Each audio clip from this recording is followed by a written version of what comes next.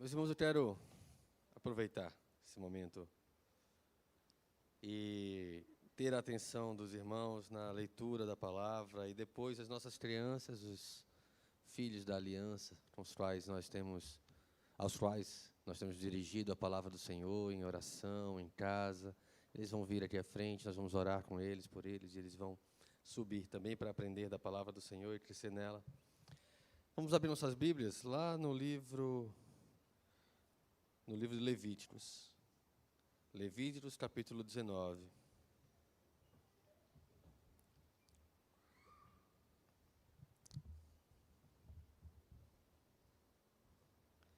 Levíticos, capítulo 19, apenas os versos 1 e 2, tá bom? Levíticos 19, verso 1 e verso 2. Diz assim a palavra do Senhor.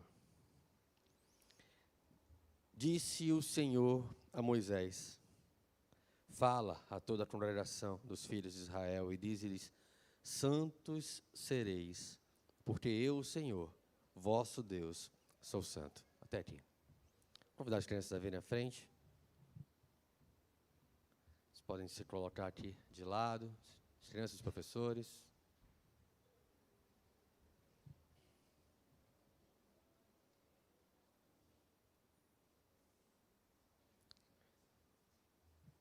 Vamos fechar nossos olhos, vamos nos colocar diante do Senhor com reverência. Pai bendito, todo-poderoso Deus, Tu és altíssimo, Senhor, soberano sobre toda a criação, Pai. Te louvamos, Deus, pelos Teus maravilhosos feitos, Pai. Porque sem Ti nós andávamos perdidos, segundo a inclinação do nosso próprio coração. Mas fomos encontrados do Senhor. Fomos restaurados pelo Senhor. O Senhor nos deu vida em Cristo Jesus. E agora nenhuma condenação há para aqueles que o Senhor então chamou em Cristo Jesus. Ó Pai, quem intentará acusação contra os Teus eleitos, contra a Tua igreja, Pai? O Senhor nos justifica, nos santifica. O Senhor nos dá a garantia da glória eterna dos céus. Porque é o Senhor que faz isso soberanamente em nós. Te louvamos pelo privilégio de podermos estar aqui reunidos como igreja, diante do Senhor. E o Senhor no meio de nós, como prometeu em Tua palavra. Que possamos aprender da palavra do Senhor, aprender do Senhor. Que esse aprender do Senhor molde o nosso coração a amar o Senhor. E amando o Senhor, queremos aprender mais do Senhor. Ó Deus, age em nossas vidas, para que venhamos a alcançar corações sábios, Senhor, e viver de acordo com a Tua palavra. Não segundo o nosso querer, não segundo o nosso prazer, mas de acordo com a Tua palavra. Em nome de Jesus. Amém. Amém. Últimas orientações aqui antes da gente começar. Disse o Senhor a Moisés: fala a toda a congregação dos filhos de Israel e diz-lhes: santos sereis, porque eu, o Senhor, vosso Deus, sou santo. O Senhor instrui a Moisés, lá no livro de Levíticos. Moisés escreve esse livro no tempo que esteve diante do Monte Sião. Nós temos o livro de Êxodo, contando a história da saída do povo do Egito até Sião. E depois o livro de Números, contando de Sião até a Terra Prometida. Mas nesse meio tempo, entre um e outro, esse um mês que Moisés passou por ali, ele escreve o livro de Levíticos, orientando todas as diretrizes litúrgicas, cerimoniais. E aqui em especial, uma mensagem da boca de Deus para o povo de Israel. Vocês devem ser santos.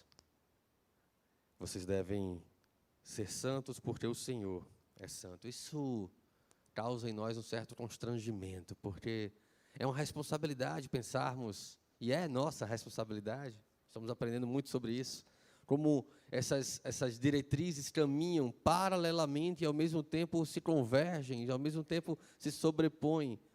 O Senhor nos santifica, mas nós temos a responsabilidade de buscarmos por santificação. De demonstrarmos atitudes, demonstrarmos reflexos daquilo que passamos a ser por causa do que o Senhor fez em nossos corações. Deus é santo, Deus é maravilhosamente santo. Nós temos a lei moral, sim, escrita em nossas orações, quer sejamos transformados ou não, de algum modo, mesmo o ímpio, ele tem uma noção de certo e errado. Mas nós, uma vez que fomos iluminados pelo Espírito Santo, nós temos uma responsabilidade ainda maior, porque conhecemos o Senhor da lei, o Senhor da palavra. E somos comprados por alto preço, o sangue de Cristo foi derramado em nosso favor, para que a nossa vida correspondesse àquilo que passamos a ser nele. Se nós virmos, então, um filme da nossa vida, se nós ligássemos aqui, talvez, diante dos nossos olhos, tudo que nós já vivemos até aqui, certamente nós teríamos muitas cenas das quais nós não nos agradaríamos, nós nos constrangeríamos. A santidade de Deus exige de nós uma obediência, uma busca por obediência perfeita. Deus não baixou a sua régua, não baixou a sua exigência, porque o homem pecou lá no Éden. Ele não baixou a média, não, agora a média vai ser 3, porque o homem não consegue mais ser 10. Continua sendo 10. Deus continua exigindo de nós perfeição, santidade. E Ele nos habilita a toda boa obra, colocando no nosso coração o seu Espírito. O Espírito da promessa, o Paráclitos, ali dito por Cristo, né, o Consolador, o Advogado, alguém que intercede, que molda as nossas orações, para que as nossas orações cheguem transformadas no alto, tendo Cristo intercedendo por nós constantemente.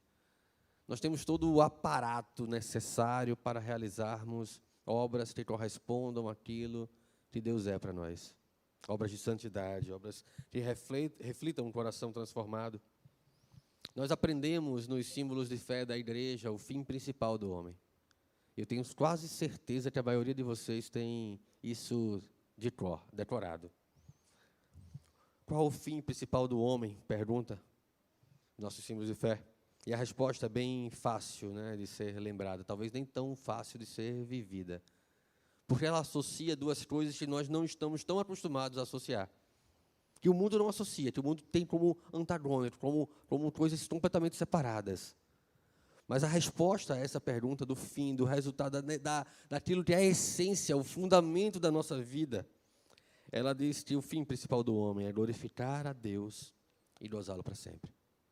Só que nem sempre o nosso prazer, o nosso gozo está relacionado à nossa obediência.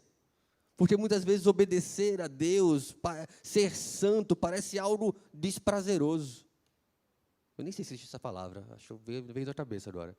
Mas acho que sim. Senão vocês entenderam.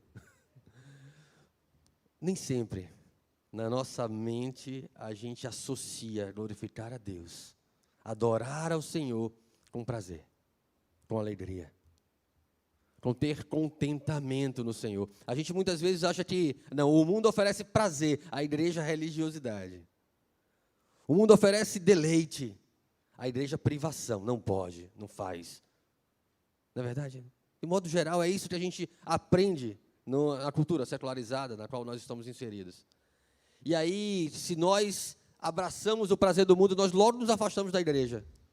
Porque são coisas que não se conectam na cabeça daquele que não tem deleite e contentamento no Senhor.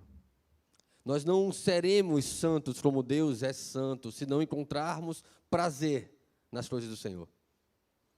Nós não seremos aperfeiçoados como deveríamos ser aperfeiçoados, como reflexo de um coração transformado, se o nosso coração não tem deleite em estar na presença do Senhor e fazer o trabalho do Senhor, em amar aquilo que Deus ama, em odiar aquilo que Deus odeia,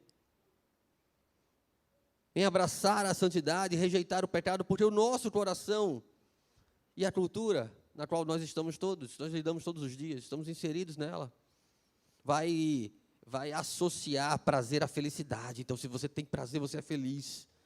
E a religião, ela lhe priva do prazer, então logo a religião não pode lhe fazer feliz. Deixe para acessar a religião quando você estiver passando por dificuldade, aí você vai lá para a igreja. A cultura perversa do nosso tempo, ela não nos priva de irmos à igreja, ela só não nos deixa associar isso ao deleite, ao prazer, ao contentamento.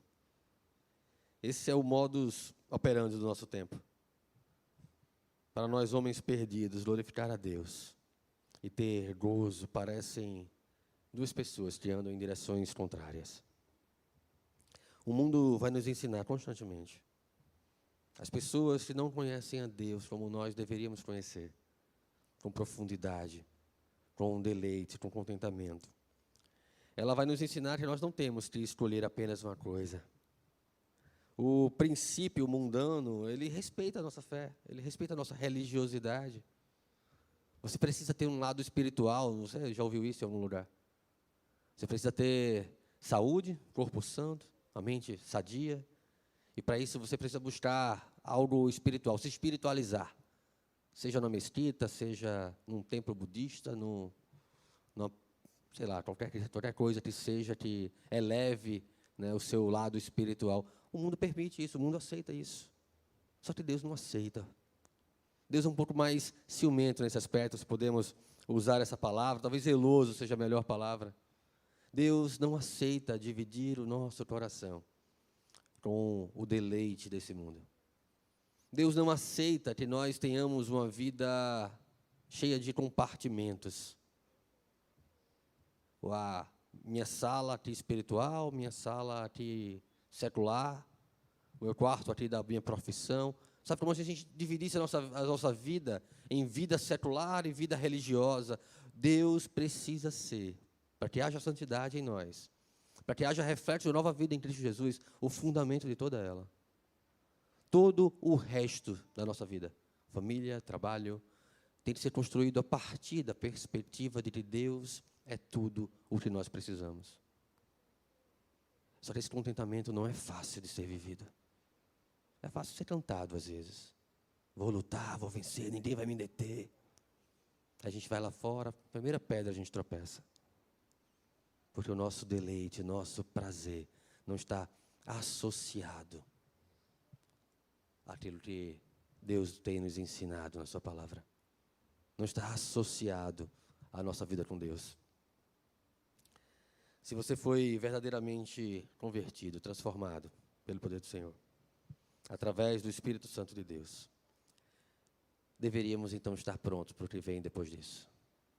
O que vem depois daquele momento especial, que muitas vezes acontece num momento, numa circunstância das nossas vidas, outras vezes de uma maneira mais gradual, mas depois dessa transformação, o que vem é uma vida responsável, que precisa refletir uma impressão de santidade. Quando eu digo impressão, é algo que está sendo imprimido, e não que você simplesmente manifesta exteriormente, mas está sendo imprimido no nosso coração. Precisamos viver uma vida que reflita que a santidade de Deus, que o Espírito Santo, que a vontade de Deus, que a palavra do Senhor, boca do Senhor para nós, está sendo imprimida nos nossos corações. Isso precisa mudar a nossa vida. Romanos capítulo 12, versos 1 e 2. Um texto também bastante conhecido dos irmãos. E eu vou ler rapidamente para vocês.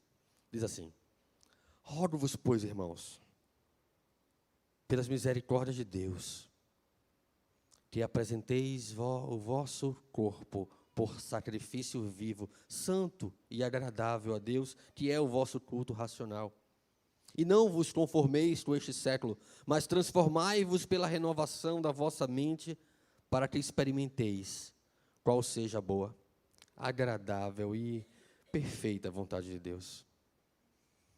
O texto é bastante conhecido, e Paulo vai então dizer aqui à igreja em Roma, depois de fazer todo um desdobramento teológico acerca da salvação pela graça, da depravação do homem, de como o homem só é o que é por causa de Cristo Jesus, ele aqui vai reforçar fazendo uma transição, e a partir do capítulo 12, ele vai tratar de muitas questões práticas da nossa vida, de como a nossa santidade, a nossa vida precisa refletir tudo que ele discorreu nos 11 primeiros capítulos de Romanos.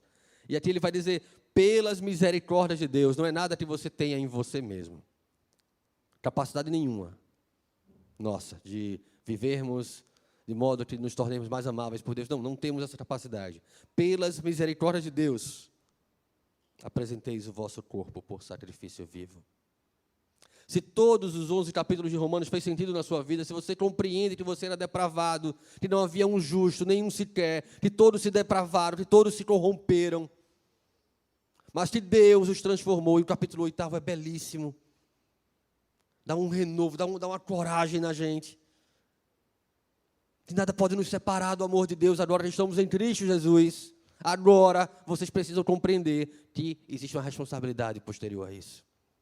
A vossa vida precisa ser uma vida que reflita um sacrifício vivo a Deus. Paulo vai chamar isso de culto racional, de compreensão do que Deus fez em nossas vidas e em nossos corações, e como isso exige de nós uma responsabilidade, santidade. Deveríamos nos constranger, entender ou querer entender a Bíblia e a salvação em Cristo Jesus como um vale-céu, que você guarda para usar no dia da sua morte, e vive uma vida que não corresponde àquilo. Uma vez salvo, salvo para sempre. Jargão bonito. Mas se não houver vida que reflita essa salvação, não é verdade nesta vida, para esta pessoa. Porque os frutos de arrependimento não foram manifestos. Isaías vai escrever um adágio lá, quase que um cântico pela estrutura. E ele vai dizer que um senhor plantou uma vinha, e cuidou dela, e construiu um largar, e botou uma torre para vigiar, e cercou para guardar ela, e ela, em vez de dar bons frutos, deu uvas amargas. Pecado.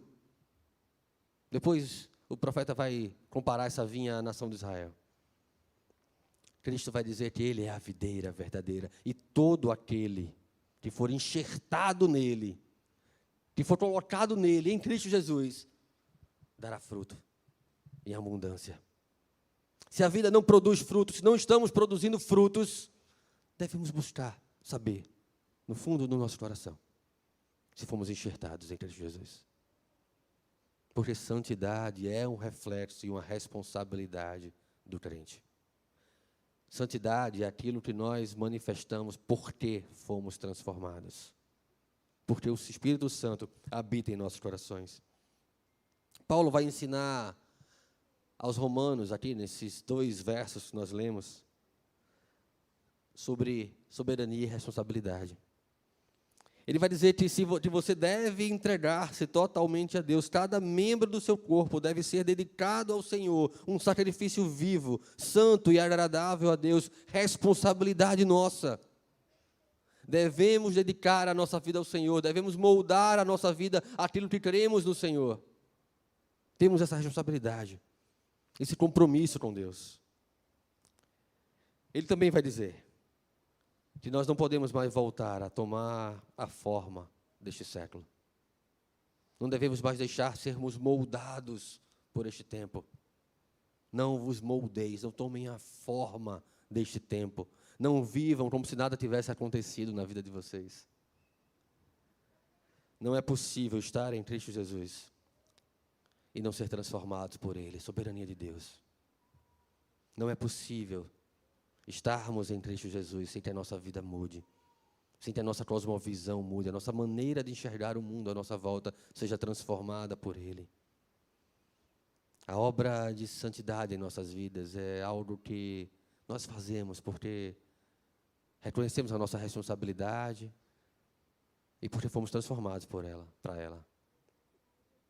Em terceiro lugar, nós iremos experimentar a vontade de Deus, não como uma obrigação penosa, não separando o gozo da glorificação, mas nós vamos experimentar a vontade de Deus como algo bom e agradável, crendo que é o melhor para nós, porque tudo que Deus faz é bom,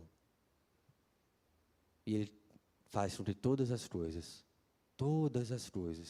aquelas prazerosas e mesmo aquelas providências amargas, cooperem para o bem daqueles que amam a Deus.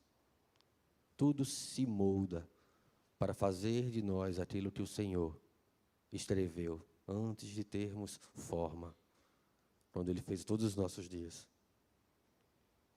Sproul, um teólogo americano já falecido, ele diz que a liberdade, a verdadeira liberdade, ela é alcançada quando nós nos escravizamos a Cristo Jesus. Entendermos que a nossa vida é dEle, que nosso coração é dEle, que os nossos sonhos são dEle. Se Cristo é tudo para nós, todo o resto perde importância. Todo o resto não tem menor valor se não for para alcançar a Cristo Jesus. Meus irmãos, nós precisamos então compreender que santidade é um moldar de vida a Cristo, as características de Cristo. Essa é a obra do Evangelho em nossos corações enquanto estivermos aqui na terra.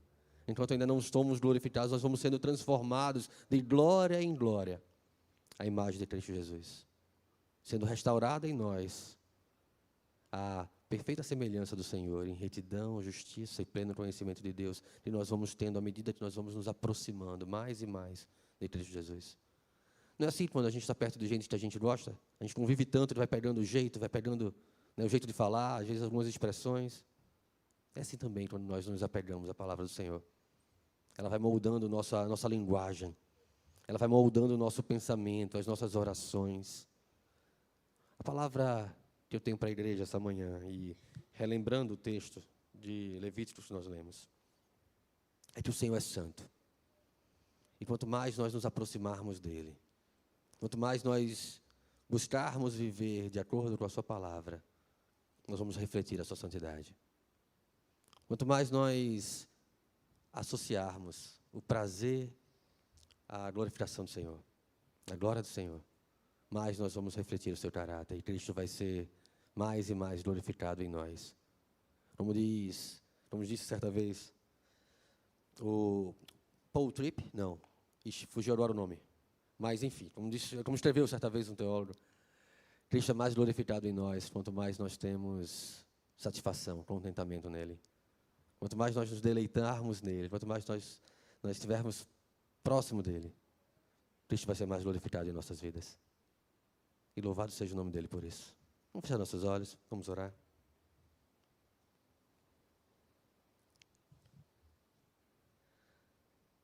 Pai bendito, louvado seja o Senhor. Porque apesar de nós, o Senhor é fiel às suas promessas. Porque o Senhor tem nos dado o teu Espírito. Nos dá também coragem de viver de modo digno daquilo que recebemos. Nos aperfeiçoa, Pai, mais e mais. Ó Deus, nos faz ter deleite e contentamento na Tua Palavra e buscar a Tua Palavra mais e mais. Que a nossa alegria esteja associada à nossa confiança, à nossa segurança, à nossa responsabilidade. Que creiamos que se o Senhor é o nosso pastor, nós não temos necessidade de mais nada. Nós podemos viver em pastos verdejantes ou vales escuros como a sombra da morte, crendo que o Senhor está conosco todo o tempo, diante dos nossos inimigos. Mas a certeza do nosso coração e a alegria do nosso coração é a convicção de que moraremos na casa do Senhor para todo sempre. É a confiança do salmista, é a confiança da tua igreja. Molda o nosso coração a isso, Deus, em nome de Jesus. Amém.